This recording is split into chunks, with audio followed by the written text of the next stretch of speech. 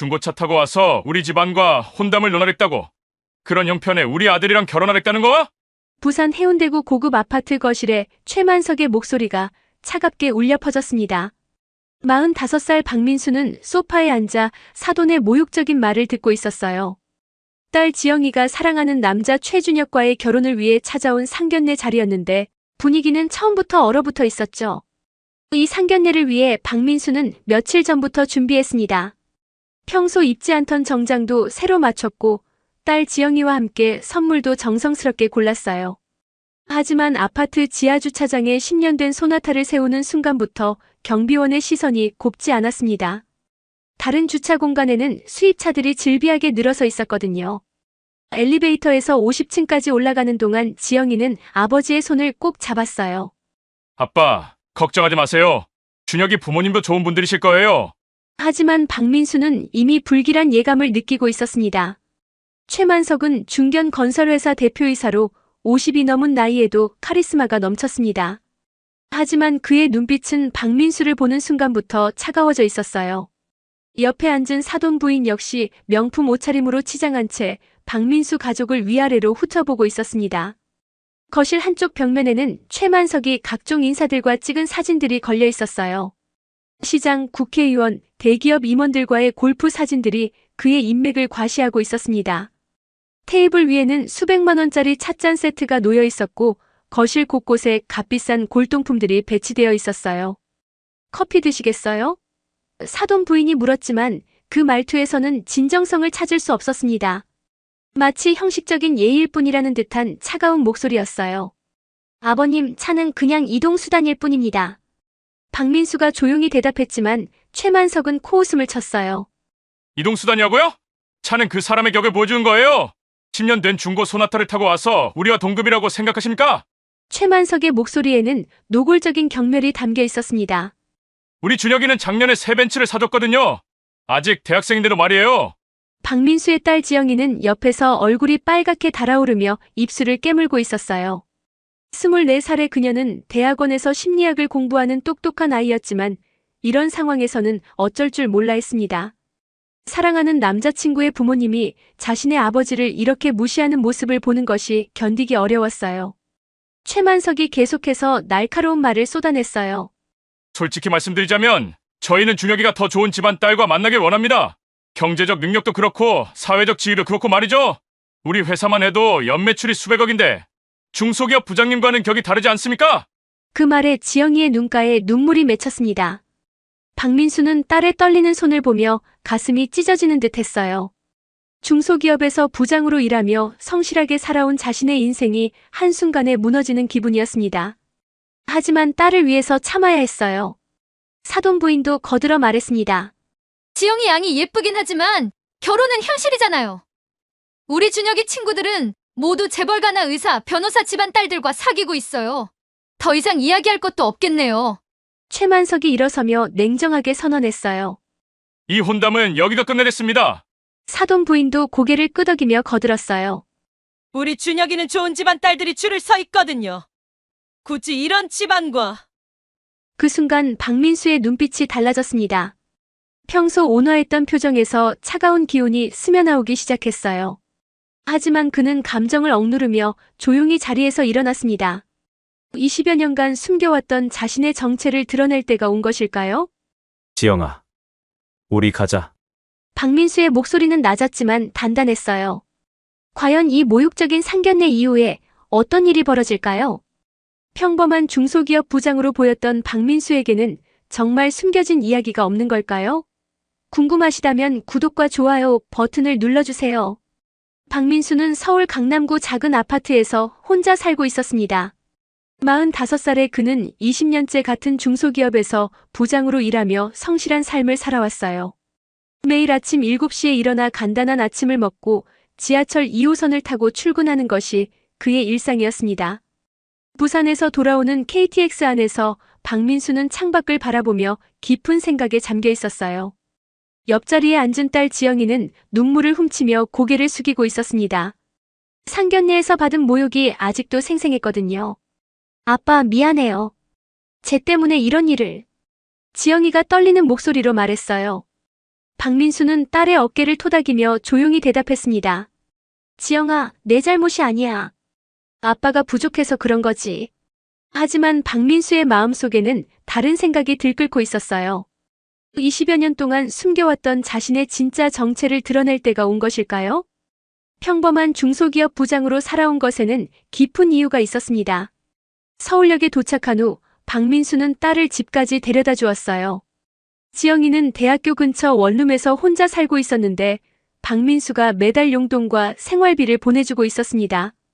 중소기업 부장 월급으로는 빠듯했지만 딸만큼은 부족함 없이 키우고 싶었거든요. 지영아, 너무 상심하지 마. 준혁이가 진짜 널 사랑한다면 부모님을 설득할 거야. 아빠.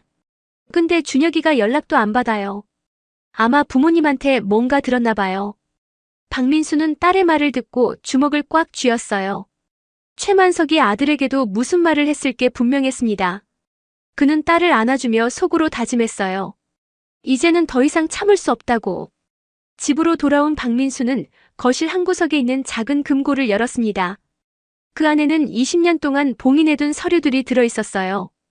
명함, 계약서, 그리고 몇 장의 사진들. 모두 그의 숨겨진 과거를 보여주는 증거들이었습니다. 박민수는 그 중에서 낡은 명함 하나를 꺼내들었어요. 거기에는 태평양그룹 전무이사 박민수라고 적혀 있었습니다. 하지만 이 명함의 주인은 지금의 평범한 중소기업 부장이 아니었어요. 20년 전 그는 대한민국 재벌 기업의 핵심 인물이었습니다. 사실 박민수의 아버지는 태평양그룹 창업주였고 그는 그룹의 차기 후계자로 여겨졌었어요. 하지만 25살 때 사랑하는 여자와 결혼하면서 모든 것을 포기했습니다. 아버지는 그 결혼을 반대했고 박민수는 집안과 완전히 등을 돌렸어요. 그 여자가 바로 지영이의 어머니였습니다. 평범한 가정 출신이었지만 박민수에게는 세상에서 가장 소중한 사람이었어요. 하지만 지영이가 5살 때 교통사고로 세상을 떠났고 박민수는 홀로 딸을 키우며 조용히 살아왔습니다.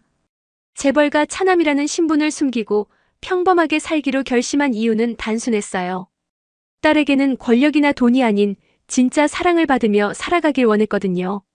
하지만 오늘 최만석에게 받은 모욕은 그 모든 것을 흔들어 놓았습니다. 박민수는 핸드폰을 꺼내 오랫동안 연락하지 않았던 번호로 전화를 걸었어요. 몇 번의 신호음 후에 익숙한 목소리가 들려왔습니다. 형님, 정말 오랜만이십니다. 상철아, 나야. 오랜만이다. 전화 너머의 목소리는 놀라움을 감추지 못했어요. 이상철은 박민수의 대학 동기이자 현재 대형 로펌의 대표 변호사였습니다. 박민수가 재벌가를 떠난 후에도 가끔 연락을 주고받던 몇 안 되는 친구 중 하나였어요. 형님, 무슨 일이시죠? 갑자기 연락을 주시다니. 부탁이 하나 있어. 최만석이라는 사람 알아? 부산에서 건설업 하는. 박민수의 목소리는 평상시와 달리 차가웠습니다. 이제 그는 평범한 아버지가 아닌 복수를 준비하는 남자의 얼굴을 하고 있었어요. 다음 날 아침 박민수는 평상시처럼 회사에 출근했습니다. 하지만 그의 마음은 전혀 평상하지 않았어요. 부산에서의 굴욕이 계속 머릿속을 맴돌았고 딸 지영이의 상처받은 모습이 눈에 아른거렸습니다. 회사 동료들은 박민수의 달라진 분위기를 눈치챘어요. 평소 온화하고 말이 많던 그가 하루 종일 말없이 업무에만 집중하고 있었거든요. 점심시간에도 혼자 사무실에 남아서 뭔가를 계속 찾아보고 있었습니다. 박민수가 찾아본 것은 바로 최만석의 회사 정보였어요. 대형 건설이라는 회사명으로 부산과 경남 지역에서 중견급 건설업체로 활동하고 있었습니다. 직원 수는 200여 명, 연매출은 약 300억 원 정도였어요. 겉보기에는 탄탄해 보이는 회사였습니다. 하지만 박민수의 눈에는 다른 것들이 보였어요. 재무제표를 자세히 들여다보니 부채 비율이 상당히 높았고 최근 몇 년간 수주 실적도 불안정했습니다. 특히 대형 프로젝트의 경우 대부분 원도급이 아닌 하도급으로 참여하고 있었어요. 더 중요한 것은 대형 건설의 주요 거래처들이었습니다. 시공자재 공급업체부터 시작해서 금융기관까지 대부분이 대기업 계열사들과 연결되어 있었어요. 그리고 그 대기업들 중 상당수가 박민수와 인연이 있는 곳들이었습니다. 오후에 박민수는 이상철 변호사로부터 전화를 받았어요. 하루 만에 최만석에 대한 자세한 정보를 조사해온 것이었습니다. 형님 조사해봤는데 흥미로운 것들이 많습니다.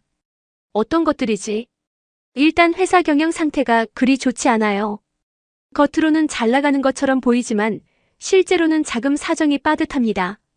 특히 내년에 만료되는 대출이 상당한데 연장이 쉽지 않을 것 같아요. 박민수는 입꼬리에 차가운 미소를 지었어요. 최만석이 자신을 무시할 때의 그 건방진 표정이 떠올랐습니다. 그리고 더 중요한 건 현재 진행 중인 프로젝트들이 모두 대기업 계열사들과의 계약이라는 겁니다. 태평양건설, 대한중공업, 삼성물산. 모두 형님께서 잘 아시는 곳들이죠. 이상철의 말에 박민수의 눈빛이 예리해졌어요. 태평양건설은 자신의 아버지가 설립한 태평양그룹의 계열사였고 다른 회사들과도 깊은 인연이 있었습니다. 비록 20년 동안 그룹과 연을 끊고 살았지만 여전히 그의 영향력이 미칠 수 있는 곳들이었어요. 퇴근 후 박민수는 딸 지영이에게 전화를 걸었습니다.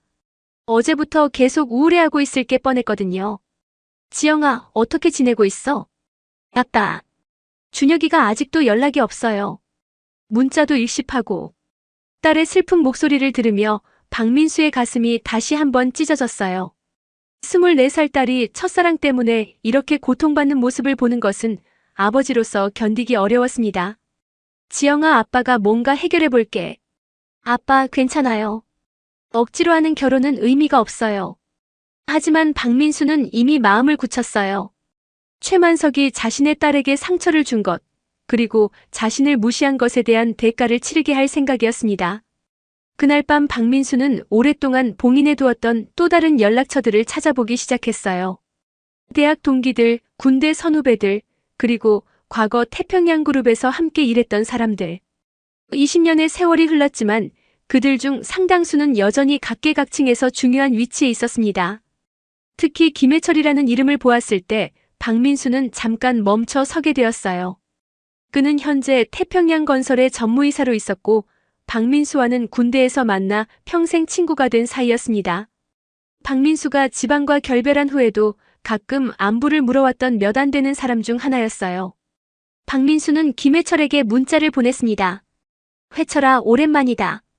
시간 되면 한번 만나자. 몇 분 후 답장이 왔어요.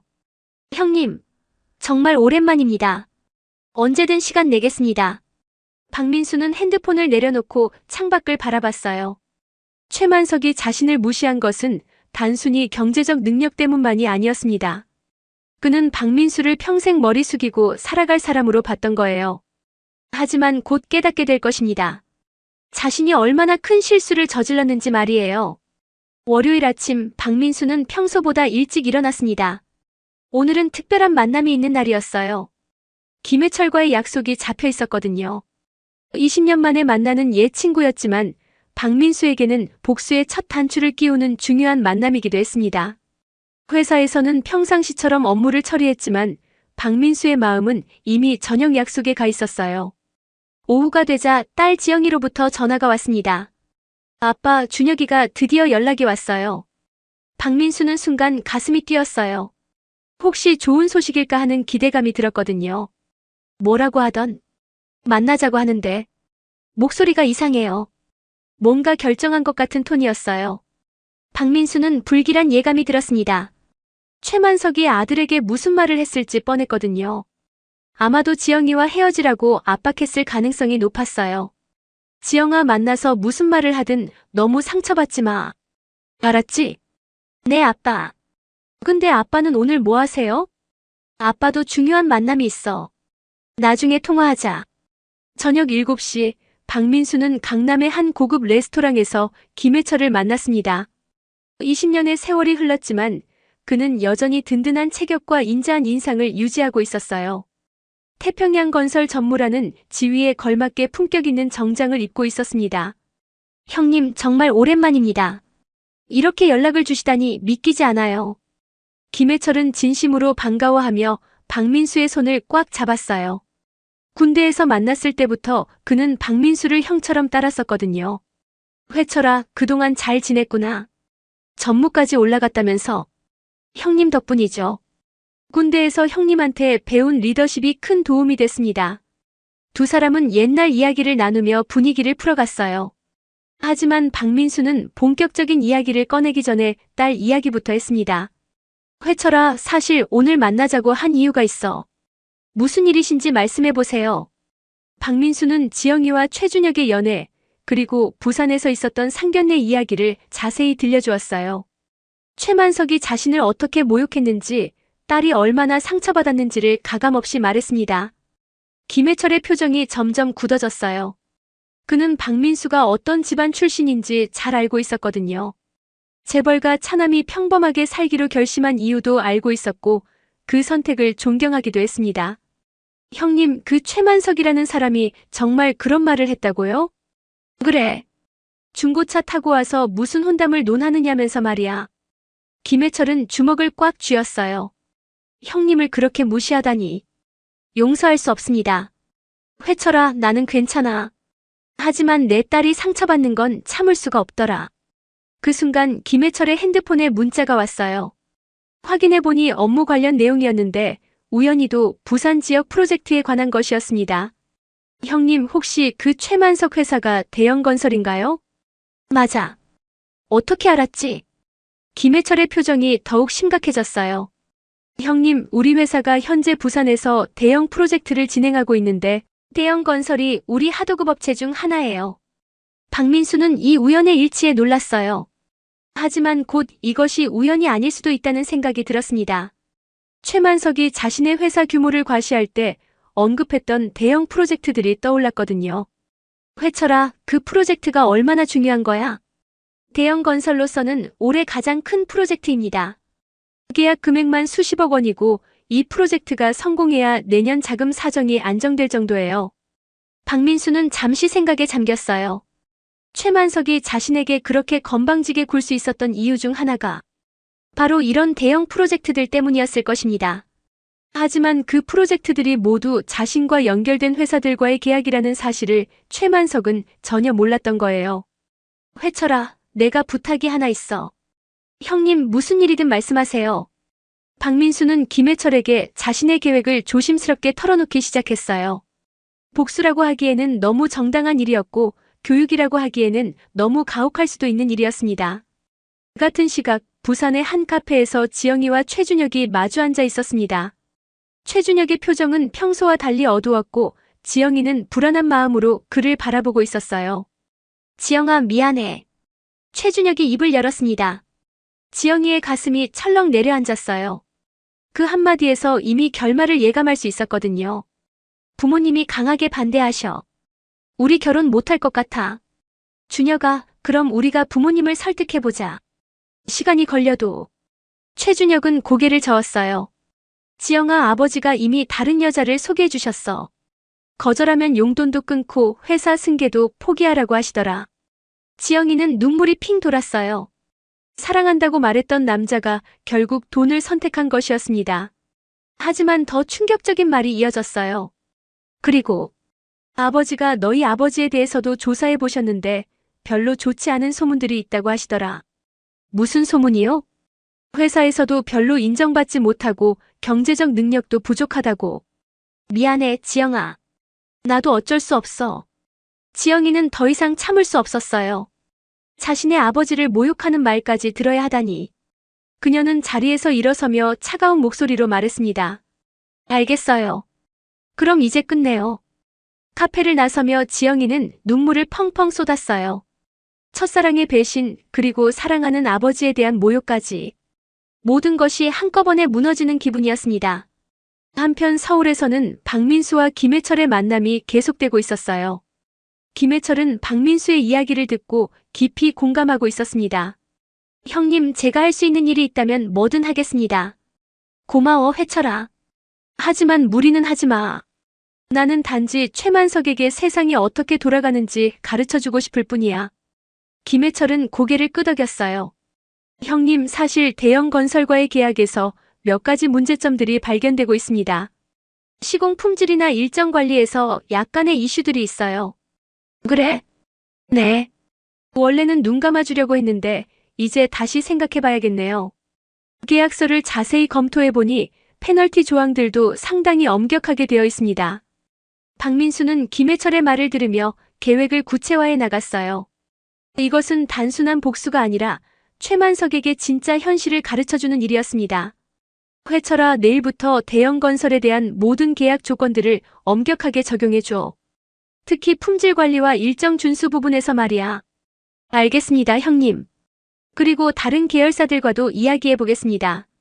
박민수는 또 다른 친구에게도 연락을 취했어요.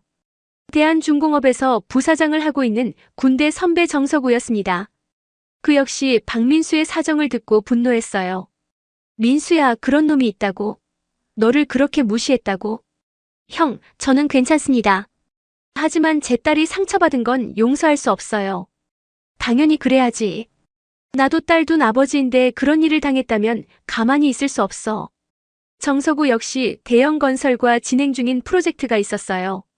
해상 구조물 제작 관련 하도급 계약이었는데 최근 대형 건설의 작업 진도가 늦어지고 있다는 보고를 받았다고 했습니다. 민수야, 우리도 내일부터 계약 조건을 엄격하게 적용하겠어. 원래는 융통성 있게 해주려고 했는데 이제 그럴 필요 없겠군. 박민수는 하나씩 준비를 해나갔어요. 이것은 불법적인 일이 아니었습니다. 단지 그동안 관대하게 봐주던 계약 조건들을 정확히 적용하는 것뿐이었어요. 최만석이 그렇게 자신있게 말했던 대형 프로젝트들이 실제로는 얼마나 불안정한 기반 위에 있었는지 보여주는 것이었습니다. 밤늦게 박민수는 딸에게 전화를 걸었어요. 지영이는 울음 섞인 목소리로 최준혁과의 이별을 알려왔습니다. 아빠, 준혁이가 저랑 헤어지자고 해요. 부모님이 반대한다면서요. 박민수의 가슴이 다시 한번 찢어졌어요. 하지만 이제는 분노보다는 냉정한 다짐이 서고 있었습니다. 지영아, 괜찮아. 아빠가 모든 걸 해결해줄게. 아빠는 어떻게 해결해요? 우리는 그냥 평범한 사람들인걸요. 박민수는 잠시 말을 멈췄어요. 딸에게 자신의 진짜 정체를 말할 때가 온 걸까요? 아니면 이대로 조용히 복수를 완성한 후에 말하는 게 좋을까요? 지영아, 아빠를 믿어. 며칠만 기다려봐. 전화를 끊은 후 박민수는 오래된 주소록을 다시 펼쳤어요. 이제 진짜 게임이 시작되는 것이었습니다. 다음 날 아침 부산 대형건설 사무실은 평상시와 다름없이 바쁜 하루를 시작했습니다. 최만석은 회장실에서 각종 보고서를 검토하고 있었어요. 현재 진행 중인 프로젝트들이 모두 순조롭게 진행되고 있다는 보고를 받고 기분이 좋았습니다. 특히 태평양건설과 대한중공업에서 받은 대형 프로젝트들은 회사 매출의 큰 부분을 차지하고 있었어요. 이 프로젝트들만 성공적으로 완료하면 내년에는 더 큰 도약을 할 수 있을 것이라고 확신하고 있었습니다. 사장님, 태평양건설에서 연락이 왔습니다. 비서가 급하게 들어와 말했어요. 뭐라고 하던? 현장 점검을 나온다고 합니다. 오늘 오후에 갑자기 말이에요. 최만석은 약간 의아했지만 크게 신경 쓰지 않았어요. 어차피 현장 관리는 잘 되고 있었고 점검에서 문제될 것은 없다고 생각했거든요. 하지만 오후에 태평양건설 현장 감리팀이 나타났을 때 분위기가 심상치 않았어요. 평소보다 훨씬 꼼꼼하게 모든 것을 체크하고 있었고 작은 문제들도 놓치지 않고 지적하고 있었습니다. 여기 철근 배근이 설계도와 다른데요. 그 감리팀장이 날카롭게 지적했어요. 그건 현장 여건상 약간 조정한 것인데 구조적으로는 문제 없습니다. 계약서 상에는 설계 변경 시 사전 승인을 받도록 되어 있습니다. 이런 무단 변경은 계약 위반이에요. 대형 건설 현장 소장은 당황했어요. 평소에는 이런 사소한 것들에 대해서는 관대하게 봐줬었거든요. 하지만 오늘은 분위기가 완전히 달랐습니다. 그리고 여기 콘크리트 양생 기간도 기준에 못 미치네요. 공기 단축을 위해서 임의로 줄인 것 같은데. 현장 소장은 식은땀을 흘리며 대답했어요. 그건 날씨가 좋아서 양생이 빨리 되었다고 판단했습니다. 판단이 아니라 정확한 측정 데이터가 있어야죠. 계약서에 명시된 기준을 지키지 않으면 품질 보증을 할 수 없습니다. 점검은 몇 시간 동안 계속되었고 결과는 최악이었어요. 크고 작은 계약 위반 사항들이 수십 개나 발견되었습니다. 평소에는 눈 감아주던 것들이 모두 문제가 되고 있었어요. 감리팀장이 최만석에게 직접 전화를 걸었습니다. 사장님, 현장 점검 결과 심각한 문제들이 발견되었습니다. 내일까지 개선 계획서를 제출해 주시고 그렇지 않으면 계약 해지도 검토해야 할 것 같습니다. 최만석은 깜짝 놀랐어요. 계약 해지요?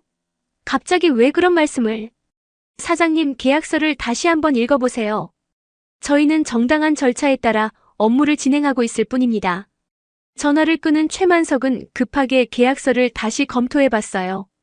그런데 정말로 엄격한 품질 관리 조항들과 페널티 규정들이 세세하게 적혀 있었습니다. 평소에 대충 넘어갔던 부분들이었는데 이제 와서 보니 정말 까다로운 조건들이었어요. 설상가상으로 대한중공업에서도 비슷한 연락이 왔습니다. 해상 구조물 제작 일정이 지연되고 있다며 계약서 상의 지연 페널티를 적용하겠다는 통보였어요. 뭐라고? 지연 페널티를 적용한다고? 최만석은 믿을 수 없었어요. 지금까지 이런 대기업들과 일하면서 약간의 일정 지연은 당연한 것으로 여겨져 왔거든요. 하지만 갑자기 모든 회사들이 계약 조건을 엄격하게 적용하기 시작한 것이었습니다. 저녁에 최만석은 긴급하게 임원진 회의를 소집했어요. 오늘 하루 동안 받은 각종 통보들과 경고들을 정리해보니 상황이 심각했습니다. 사장님, 만약 이 모든 페널티들이 적용되면 우리 회사 자금 사정이 매우 어려워집니다. CFO가 걱정스럽게 보고했어요. 특히 태평양 건설 프로젝트에서 계약 해지라도 당하면 내년 자금 계획이 완전히 틀어집니다. 최만석은 머리를 감싸 안았어요. 왜 갑자기 모든 것이 이렇게 틀어지기 시작한 걸까요? 며칠 전까지만 해도 모든 것이 순조로웠는데 하루아침에 회사가 위기에 빠진 것 같았습니다. 누군가가 우리를 견제하는 건 아닐까요? 영업 담당 이사가 조심스럽게 의견을 제시했어요. 견제? 누가 우리를? 글쎄요. 하지만 이렇게 동시에 여러 회사에서 문제를 제기하는 건 우연의 일치라기에는. 최만석은 갑자기 박민수의 얼굴이 떠올랐어요. 하지만 곧 고개를 저었습니다. 중소기업 부장 따위가 이런 일을 할 수 있을 리 없다고 생각했거든요. 일단 모든 현장에 긴급 점검 지시를 내려. 그리고 계약서 조건들을 완벽하게 준수하도록 해. 하지만 최만석은 아직 모르고 있었어요. 이것은 단지 시작에 불과하다는 것을 말이에요. 이틀 후 최만석의 사무실에는 더욱 충격적인 소식이 전해졌습니다. 회사의 주거래 은행에서 대출 연장을 거부한다는 통보가 온 것이었어요. 더욱 놀라운 것은 다른 금융기관들도 연이어 비슷한 입장을 표명하기 시작했다는 점이었습니다. 사장님, 이해할 수 없습니다. 우리 회사 신용도가 갑자기 문제될 것은 없는데. 재무 담당 이사가 당황스러워했어요. 최만석은 직접 은행 지점장에게 전화를 걸었습니다. 그동안 골프도 같이 치고 개인적으로도 친분이 있던 사이였거든요. 지점장님, 갑자기 대출 연장을 거부하신다니 무슨 일입니까? 사장님, 죄송합니다. 본점에서 내려온 지시라서 저도 어쩔 수 없습니다. 본점에서 지시가 내려왔다고요? 무슨 이유로요? 자세한 내용은 말씀드리기 어렵지만 리스크 관리 차원에서 건설업체들에 대한 여신 심사를 강화하라는 방침이 있었습니다. 최만석은 전화를 끊고 깊은 생각에 잠겼어요. 뭔가 조직적으로 자신의 회사를 압박하고 있다는 느낌이 들었습니다. 하지만 도대체 누가 왜 이런 일을 하는지 알 수 없었어요. 그날 저녁 최만석은 아들 준혁을 불렀습니다. 며칠 전 박지영과 헤어지라고 했을 때는 별 문제 없이 받아들였던 아들이었는데 요즘 들어 표정이 어두웠거든요. 준혁아, 요즘 왜 그렇게 우울해 보이냐? 아빠, 지영이와 헤어진 게 잘한 일인지 모르겠어요. 최만석은 황당했어요. 뭔 소리야? 너한테 더 좋은 여자들이 얼마나 많은데. 그깟 중소기업 부장 딸 때문에 그러는 거야? 아빠, 지영이는 정말 좋은 사람이에요. 그리고 지영이 아버지도 나쁜 분이 아닌 것 같은데. 야, 박민수가? 그 사람이 어떤 사람인지 너는 모르지. 평생 머리 숙이고 살 사람이야. 하지만 최만석은 자신이 박민수에 대해 얼마나 잘못 알고 있었는지 곧 깨닫게 될 것이었습니다. 다음 날 오전 최만석의 사무실에 예상치 못한 방문객이 찾아왔어요. 태평양 건설의 전무이사 김해철이었습니다. 거대한 건설회사의 전무가 직접 중소업체를 방문한다는 것은 매우 이례적인 일이었어요. 김 전무님 직접 오시다니 영광입니다. 최만석은 최대한 공손하게 인사했어요. 최 사장님 안녕하세요. 오늘은 중요한 이야기가 있어서 직접 찾아왔습니다. 김해철의 표정은 평소보다 경직되어 있었어요. 최만석은 혹시 계약 해지 통보를 하러 온 건 아닌지 걱정이 되었습니다. 사실 저희가 최근에 계약 조건을 엄격하게 적용하기 시작한 것에 대해 궁금해하실 것 같아서요. 네, 그 부분이 좀 의아했습니다. 그동안은 융통성 있게 진행해 왔었는데 김해철은 잠시 말을 멈췄다가 조심스럽게 입을 열었어요. 최 사장님 혹시 박민수라는 분을 아시나요? 최만석의 얼굴이 순간 굳었어요. 박민수요? 왜 갑자기 그 사람 이야기를? 그분과 무슨 일이 있으셨던 모양이네요. 특별한 일은 없었고 그냥 상견례 자리에서 만났을 뿐입니다. 그런데 왜 그분 이야기를 하시는 거죠? 김해철은 깊은 한숨을 쉬었어요. 최 사장님, 그분이 누구신지 정말 모르시는 거예요? 중소기업 부장이라고 들었는데요. 태평양그룹 창업주의 차남입니다. 순간 최만석의 머릿속이 하얘졌어요. 믿을 수 없다는 표정으로 김해철을 바라봤습니다. 뭐라고요? 태평양그룹 창업주의. 네, 맞습니다. 20년 전에 집안과 결별하고 평범하게 사시는 분이에요. 저는 그분과 군대 동기입니다. 최만석은 갑자기 식은땀이 흘렀어요. 자신이 얼마나 큰 실수를 저질렀는지 깨닫기 시작했습니다. 그런데 최 사장님께서 그분을 무시하고 모욕했다는 이야기를 들었습니다. 그건 제가 몰라서 했다고 해서 용서될 일은 아니죠. 특히 그분의 딸까지 상처를 입혔다니. 김해철의 목소리가 점점 차가워졌어요. 최 사장님, 앞으로 우리 회사와의 모든 계약은 정말 엄격하게 진행될 겁니다. 그리고 만약 박민수 사장님이 원하신다면 계약 해지도 검토해야 할 것 같습니다. 김 전무님, 제발. 제가 잘못했습니다. 사과하겠습니다. 하지만 김해철은 이미 일어서고 있었어요. 사과는 박민수 사장님께 하셔야죠. 저는 그분의 뜻에 따라 움직일 뿐입니다. 김해철이 떠난 후 최만석은 그 자리에 주저앉고 말았어요. 태평양그룹 창업주의 차남이라니. 자신이 그렇게 무시했던 박민수가 실제로는 자신보다 훨씬 높은 위치에 있는 사람이었던 것입니다. 이제야 모든 것이 이해되었어요.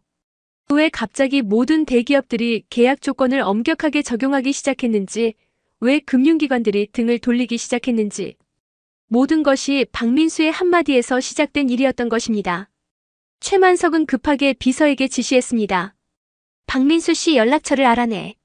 어떻게든 찾아서 연결해달라고. 하지만 박민수의 연락처를 찾는 것은 쉽지 않았어요.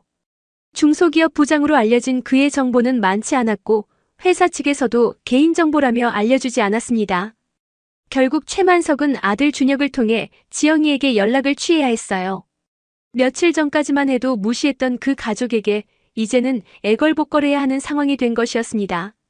준혁아, 지영이한테 연락해서 아버지 전화번호 좀 알아내라. 준혁은 아버지의 다급한 모습에 당황했어요. 아빠, 왜 갑자기 지영이 아버지한테? 설명할 시간 없어. 빨리 연락해. 준혁이 지영이에게 전화를 걸었을 때 지영이는 차가운 목소리로 대답했어요. 왜 연락하세요? 우리 이미 끝났잖아요. 지영아, 미안해. 근데 아버지가 너희 아버지께 급한 일이 있다고 하시는데. 무슨 일인데요? 준혁은 아버지의 지시에 따라 박민수의 연락처를 물었고 지영이는 의아해하면서도 아버지의 번호를 알려주었어요. 최만석은 떨리는 손으로 박민수에게 전화를 걸었습니다. 신호음이 몇 번 울린 후 익숙한 목소리가 들려왔어요. 여보세요. 박민수 사장님이시죠? 저는 최만석입니다. 박민수의 목소리는 여전히 차분했어요. 네, 안녕하세요. 무슨 일이시죠? 사장님, 제가 정말 잘못했습니다. 죄송합니다. 무엇이 잘못되었다는 건지 잘 모르겠는데요. 최만석은 박민수가 모르는 척한다는 것을 알았지만 어쩔 수 없이 구체적으로 말해야 했어요. 상견례 때 제가 사장님을 무시하고 모욕한 것. 정말 죄송합니다. 제가 몰라서 그랬습니다. 아, 그 일 말씀이시군요. 별로 신경 쓰지 않았는데요. 박민수의 담담한 대답에 최만석은 더욱 당황했어요. 하지만 그는 계속해서 사과해야 했습니다.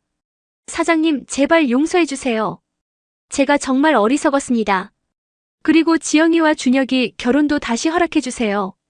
최 사장님, 우리 딸이 상처를 많이 받았어요. 준혁 군도 돈 때문에 딸을 버렸고요.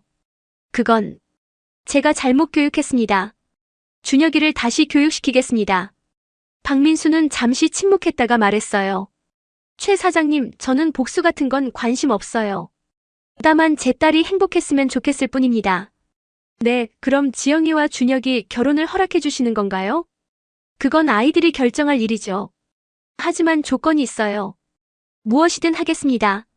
앞으로는 사람을 겉모습이나 경제력으로 판단하지 마세요. 그리고 준혁 군에게도 그렇게 가르치시고요. 최만석은 고개를 끄덕이며 대답했어요. 네, 꼭 그렇게 하겠습니다. 그리고 한 가지 더. 회사 직원들도 사람답게 대해주세요. 저는 그런 경영자들을 존경합니다. 박민수의 말에는 진정성이 담겨 있었어요.